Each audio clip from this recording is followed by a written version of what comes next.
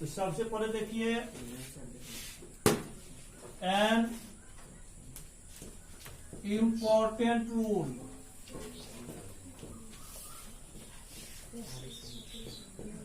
एक आवश्यक नियम,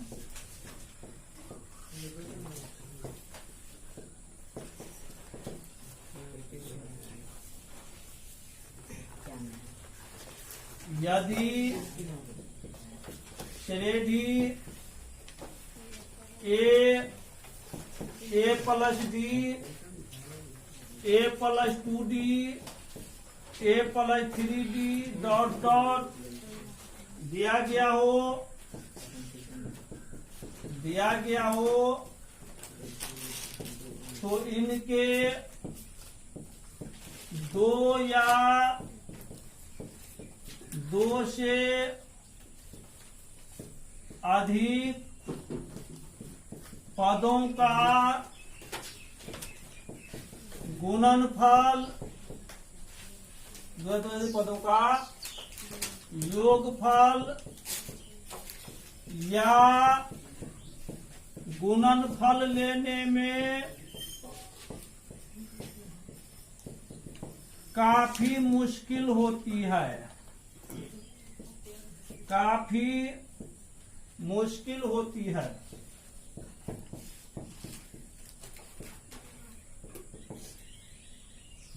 अतः सुविधा के लिए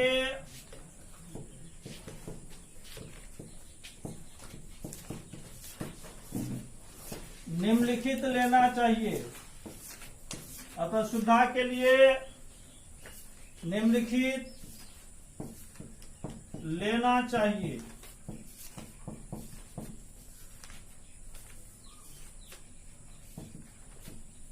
तीन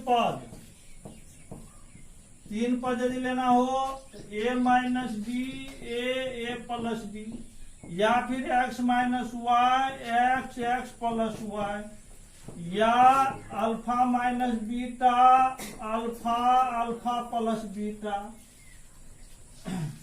या A minus B, A plus B. तीन पद के लिए हो गया।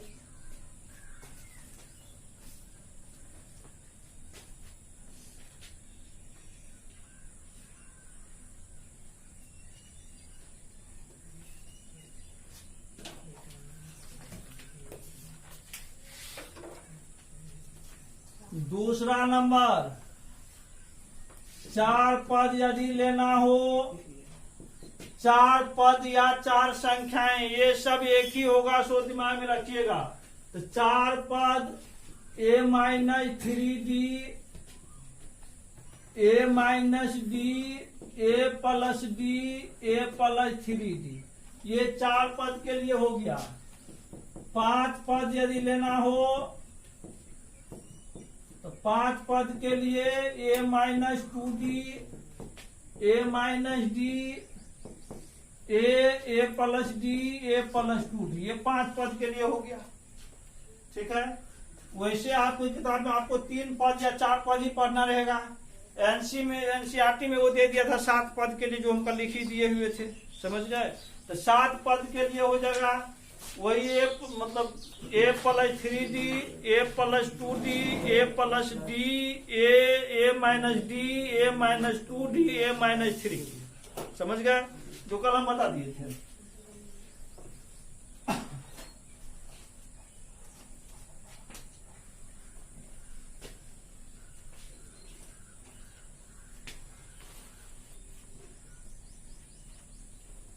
अब देखिए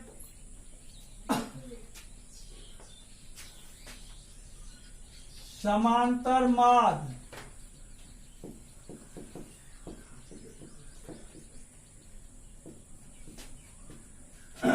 ARITH METIC अर्थमेटिक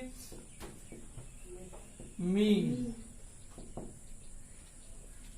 संक्षेप में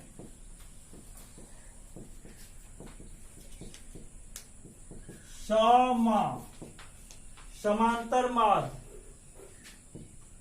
AM अर्थमेटिक मीन। ठीक है। ये समांतर माद जो आप लोग पढ़े भी थे पहले। अब यहां पर लिखिए इसका परिभाषा, डेफिनेशन, परिभाषा, डेफिनेशन। यदि A B C are in AP, AP में हो तो बी को ए एवं सी का समांतर माद, अर्थमेटिक मीन कहा जाता है। यदि ए बी सी एपी में हो तो बी को ए एवं सी का क्या कहा जाता है? समांतर माद। अब ध्यान ये रखना है, बीच वाला जो संख्या होता है वो हमेशा क्या होता है? माद होता है। बीच में चाहे जितनी भी संख्या हो सब माद होगा। किसका? अगल बगल वाले का। अगल बगल जो संख्या होती है उसका माद हमेशा बीच वाला होता है, चाहे वो बीच में 5 गो हो या 6 गो हो। इसका मतलब है दो संख्याओं के बीच यदि कोई पूछ दे कितने माद होगा, कितना माद होगा दो संख्याओं के बीच? अनंत। दो संख्याओं के बीच अनंत माद भी हो सकता है, समझ गए। लेकिन हम लोगों को दो संख्याओं के बीच एक ही माद पढ़ना है। इसका विलोम देखिए, विलोम का मतलब होता है उल्टा, इनवर्स। मतलब यहां पर क्या था?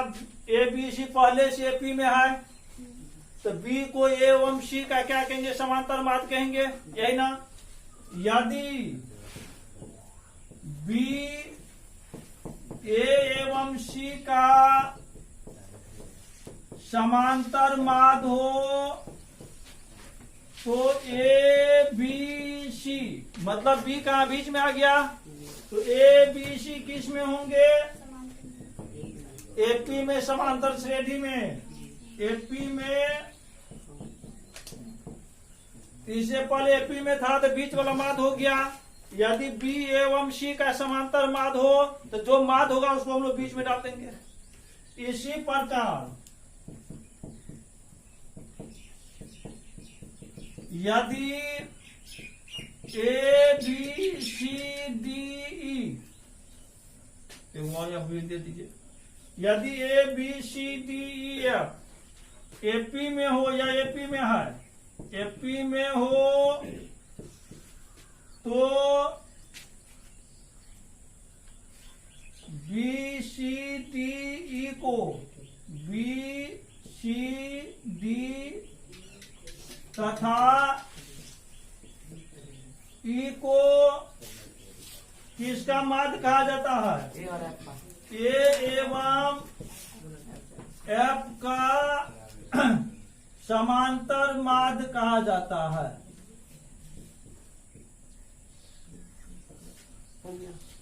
इसका विलोम क्या होगा? बोलिए इसका विलोम। यदि बी सी डी तथा बी सी डी तथा ई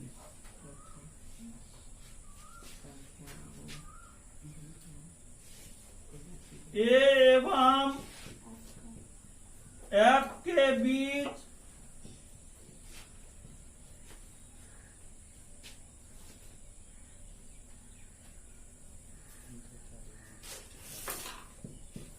चार समांतर माद हो, ये किस में हो जाएंगे? A B C D E F, दोनों आगे साइड में चार समांतर माद हो तो A B C D E F किस में होंगे? एपी में होंगे।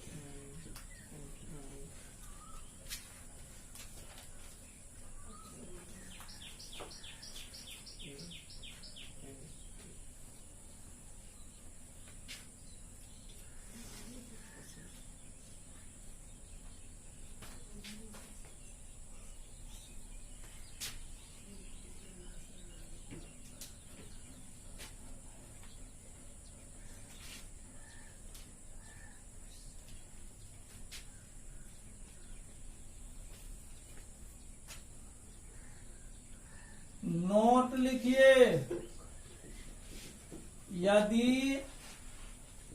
ए बी सी डी एपी में हो तो ए प्लस डी बराबर कितना पढ़े थे ये भी। एग्जाम्पल देखिए 2 3 5 7 एपी में है ना कथा जी। हाँ 2 3 4 5 एपी में तो कितना होगा देख लीजिए 5 2 7 4 3 7 एपी में होगा तब ऐसा होगा। एपी में नहीं रहेगा तो ऐसा नहीं होगा। कुछ हुआ तो दूसरा एग्जाम्पल 1 3 5 7 है एपी में कितना होगा 7 1 5 9 5 8 9 10 एपी में है नहीं है एपी में। देखो 10 5 15 8 9 17 नहीं हो रहा बराबर। एपी में रहता भी होगा।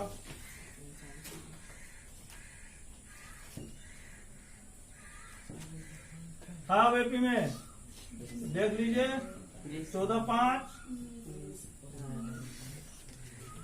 तो एपी के लिए कंडीशन सब कुछ होगा।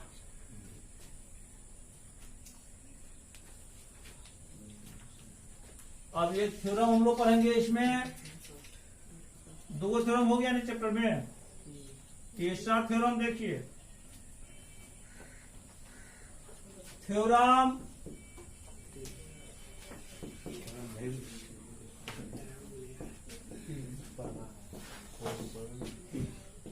दो संख्याओं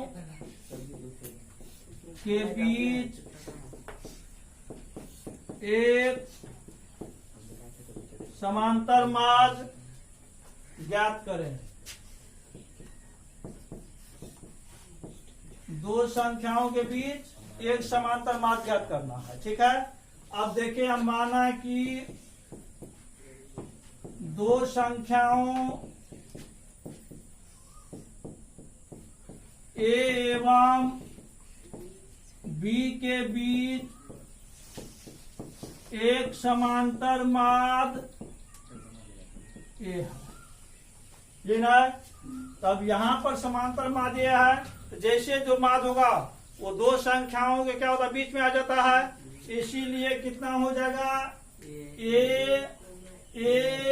बी किस में होंगे हो गया बी में। इसलिए a माइनस ए बराबर B minus A by definition of arithmetic progression. AP की परिभाषा से यही था। इसका परिभाषा कोई भी पद और ठीक उसके पहले वाले पदों का अंतर पूरे सीक्वेंस में अचर होगा। किस में कहलाता है एपी में कहलाता है। तो एपी की परिभाषा से दिस इंप्लाइज माइनस ए इधर लाइए माइनस ए उधर जाएगा प्लस बी ए हो जाएगा 2a बराबर कितना ए प्लस बी अर्थात बीच वाले का दुगुना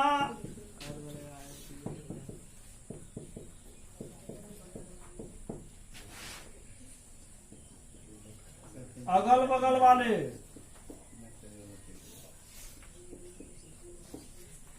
बीच वाले का दुगुना अगल बगल वाले के योग के बराबर होता है।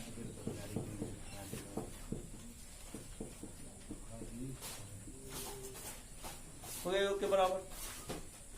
दिस इंप्लाइड ए बराबर कितना ए प्लस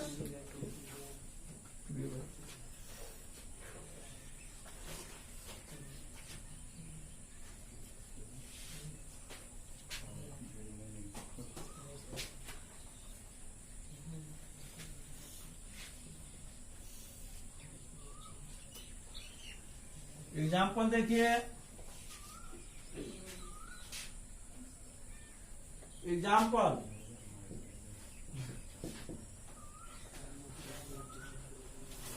7 एवं 11 के बीच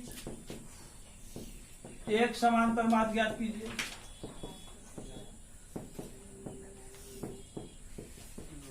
कितना हो जाएगा? 7 एवं 11 के बीच एक समांतर मार्ग ए बराबर कितना? 7 + 11/2 18/2 बराबर ये समांतर मार्ग। दूसरा -5 एवं 9 के बीच एक समांतर मार्ग ज्ञात करें। कितना हो जाएगा ये? -5 एवं 9 के बीच एक समांतर मार्ग ए बराबर -5 + 9/2 4/2 बराबर 2 हो गया इतना।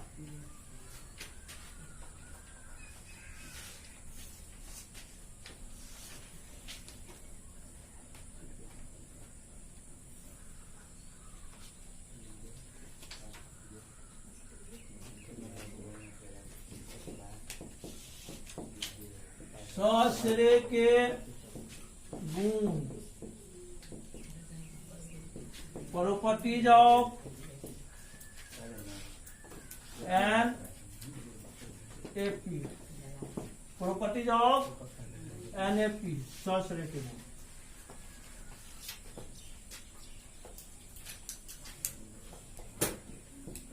समांतर श्रेणी ए + D A + 2d A + 3d dot के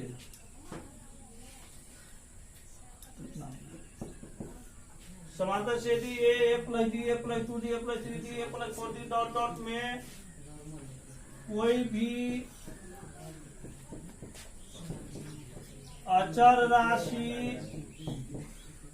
अचर राशि जोड़ने घटाने गुना करने या भाग करने पर प्राप्त श्रेणी एपी में होगा। यही होगा, ये ध्यान रखना। इसमें जो श्रेणी दिया हुआ ए + D A + 2d A + 3d A + 4d A + 5d जो भी दिया हुआ है, अब कोई भी अचर राशि हम लोग मान लेंगे सी या के या 2 या 3 अचर राशि मतलब जो सामान्य बदले समझ गए। कोई भी अचर राशि मान लेंगे, यदि हम लोग इसमें जोड़ेंगे तो जो श्रेणी प्राप्त होगा वो अभी एपी में होगा। यदि हम लोग घटा लेते हैं तो भी वो एपी में होगा। यदि हम लोग गुना करेंगे तो भी एपी में होगा। यदि हम लोग भाग करेंगे तो भी वो एपी में होगा। तो कोई भी अचर राशि जोड़ने या घटाने या गुना करने या भाग करने पर जो श्रेणी प्राप्त होता है वो हमेशा किस में होगा? एपी में होगा। अब देखिए हम आप लोग एग्जाम्पल भी दिखा रहे हैं। मान लेते, माना भी कोई भी अचर राशि मान लीजिए, माना कि अचर राशि बराबर किस क्या कुछ मान लीजिए के मान लिए क्या है? पहला जोड़ने पर, तो चलिए जोड़ने पर श्रेणी बराबर, जोड़ने पर श्रेणी बराबर क्या हो रहा है? ए + के ए + डी + के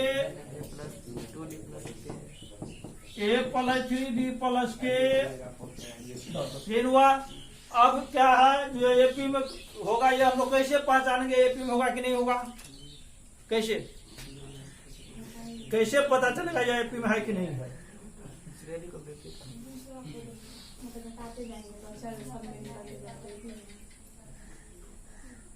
कैसे पता चलेगा ये एपी में है कि नहीं है? क्या है एपी में होने के लिए नियम? कोई भी पद उससे पहले वाले पदों का अंतर पूरे सीक्वेंस में अचर उस एपी में कहलाता है। चेक कर लीजिए पूरे सीक्वेंस में अचर हो रहा है कि नहीं। यदि पूरे सीक्वेंस में अचर होगा तब एपी में होगा। पूरे सीक्वेंस में यदि अचर नहीं होता तो एपी में नहीं होगा। चेक कीजिए। प्रथम पद कितना है? प्रथम पद बराबर पदांतर बराबर क्या हो रहा है बोलिए? ठीक से थोड़ा सोच के बताओ। डी हो रहा है, घटा के चेक कर लीजिए, डी हो रहा है जो क्या अचर है अतः श्रेणी किस में एपी में हो गया, अतः श्रेणी एपी में है। उसके बाद क्या है, घटाने पर सब चेक कर देते हैं।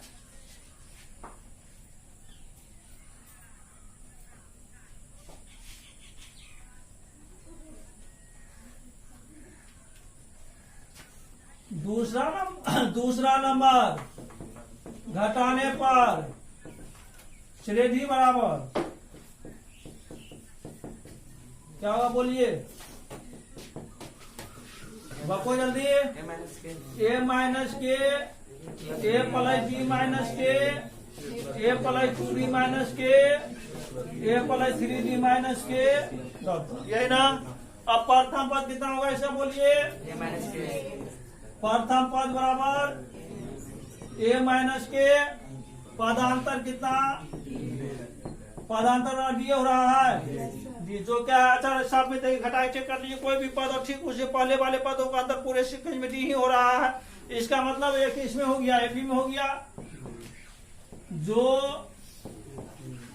अच्छा अतः श्रेणी किस में है, एपी में है। मतलब कोई भी अचर राशि अपने मन से हम लोग मान लेंगे, उसे जोड़ते रहेंगे, घटाते रहेंगे, गुना करते रहेंगे, भाग करते रहेंगे, तो जो श्रेणी प्राप्त होगा हमेशा एपी में होगा। समझ गए। भारतीय हमेशा सवाल है 3 नंबर में 3 का पहला, दूसरा, तीसरा होगा शायद चौथा। तीसरा नंबर देखिए क्या है, उसके बाद गुना करने पर श्रेणी बराबर बोलो, श्रेणी एक के प्लस डी के, एक के प्लस 2d के, एक के प्लस 3d के, यही ना। प्रथम पद कितना बोलिए, प्रथम पद बराबर एक के, पदांतर बराबर कितना बी के, जो क्या है अचर है, क्योंकि ये भी आप लोग जानते हैं अचर गुना अचर बराबर अचर होता है, अचर जोड़ अचर बराबर अचर होता है। जैसे 3 गुना 2 बराबर 6 होगा, 6 अचर राशि है ना, 3 जोड़ 2 बराबर 5 होगा, 5 अचर राशि है ना। समझ गए। तो ये हमेशा ध्यान रखिएगा, दो संख्याओं का गुणनफल हो या योगफल हो या भागफल हो या अंतरफल हो, इसका जो मतलब होगा ये हमेशा किस में होता है, क्या होता है, हमेशा अचर राशि ही होगा। समझ गए। अतः श्रेणी क्या है,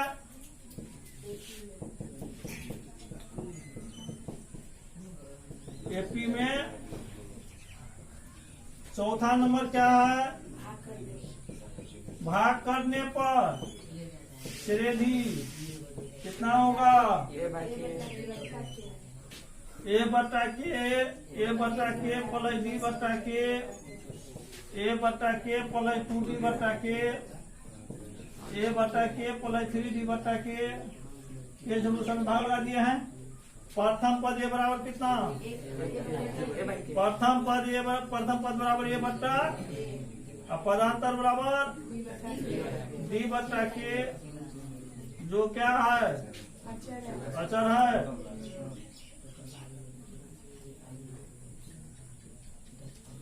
अतः श्रेणी किस में है,